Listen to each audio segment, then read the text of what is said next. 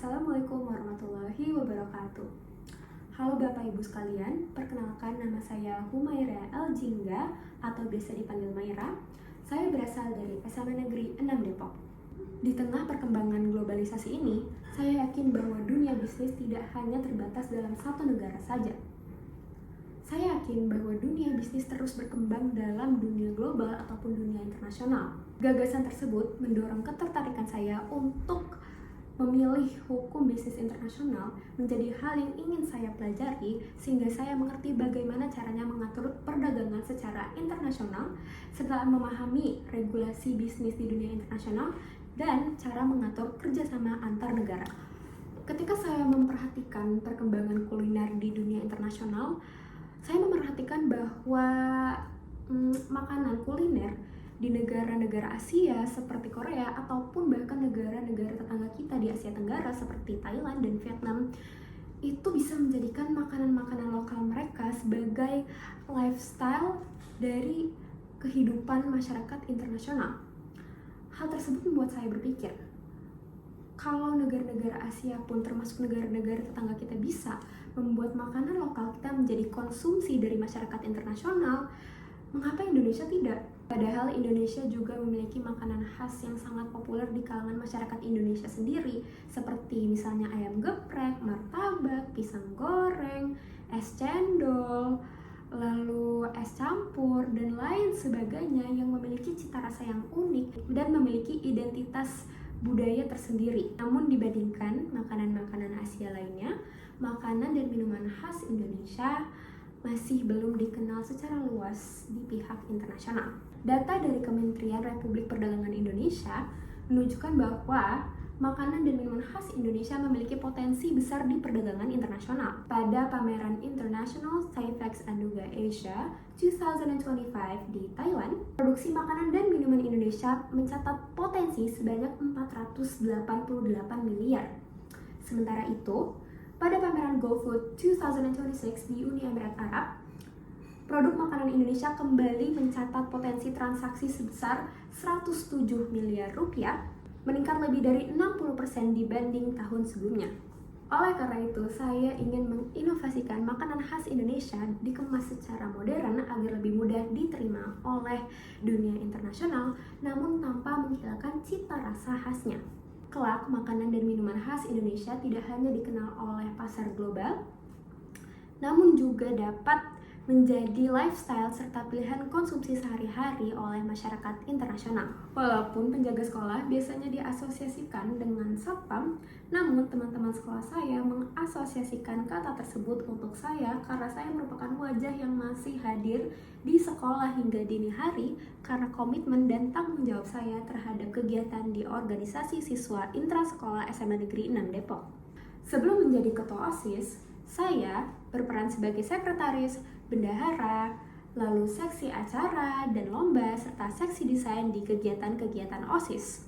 Dari pengalaman tersebut, saya belajar bagaimana caranya mengatur administrasi, birokrasi, berinovasi, serta cara mewujudkan ide-ide dan inovasi tersebut bersama anggota-anggota OSIS lainnya.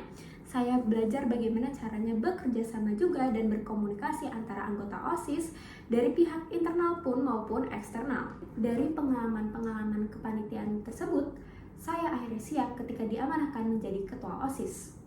Dari jabatan saya menjadi ketua OSIS, saya belajar bagaimana caranya memimpin sebuah tim, mengambil keputusan, cara menyelesaikan sebuah masalah, dan serta bagaimana caranya memastikan acara agar berjalan dengan baik. Namun di tengah kesibukan saya tetap dapat memaintain nilai akademik yang sangat baik dan tetap berpartisipasi aktif di kelas.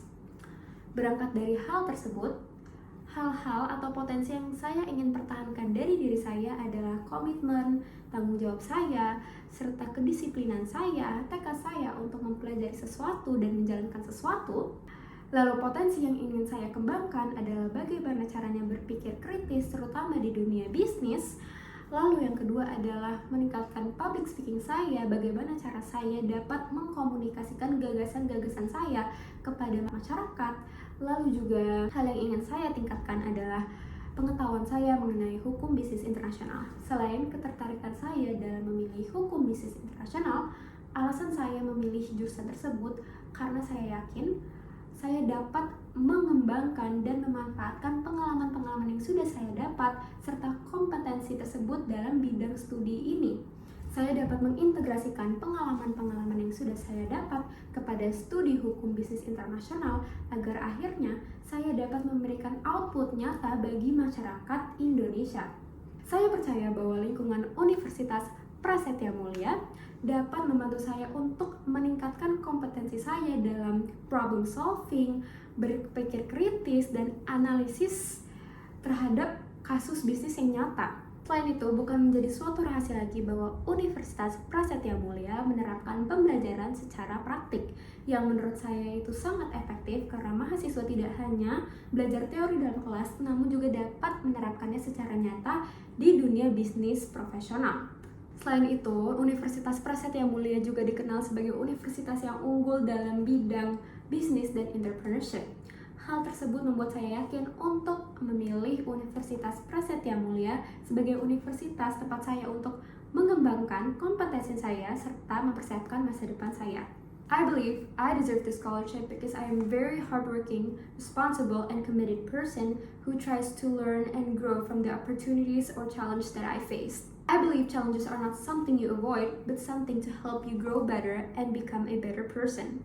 I am also highly motivated to develop myself so I can contribute positively to society in the future. This scholarship would help me continue my education and maximize my potential so that I can contribute through the experience and knowledge that I gain. Jika saya diterima sebagai penerima beasiswa, tentu saja saya akan menggunakan pengalaman-pengalaman yang telah saya dapatkan untuk berkontribusi di organisasi-organisasi maupun kegiatan yang ada di Universitas Prasetya Mulia, dan tentu saja saya juga akan memaksimalkan pembelajaran-pembelajaran yang saya dapat tidak hanya di kelas tetapi juga sebagai output yang nyata bagi masyarakat. Saya merupakan anak tunggal dari ayah saya yang bekerja sebagai pegawai swasta di suatu stasiun televisi yang sekarang telah mendekati masa pensiunnya, dan juga ibu saya yang merupakan sebuah ibu rumah tangga. Karena saya mengetahui bahwa saya adalah anak perempuan dan anak satu-satunya di keluarga saya bertekad untuk menempuh pendidikan agar saya dapat membekali hidup saya dan membantu orang tua saya kelak nanti di masa depan. Besar harapan saya menjadi penerima beasiswa Young Scholar Indonesia Universitas Prasetya Mulia. Terima kasih Bapak dan Ibu atas perhatiannya. Wassalamualaikum warahmatullahi wabarakatuh.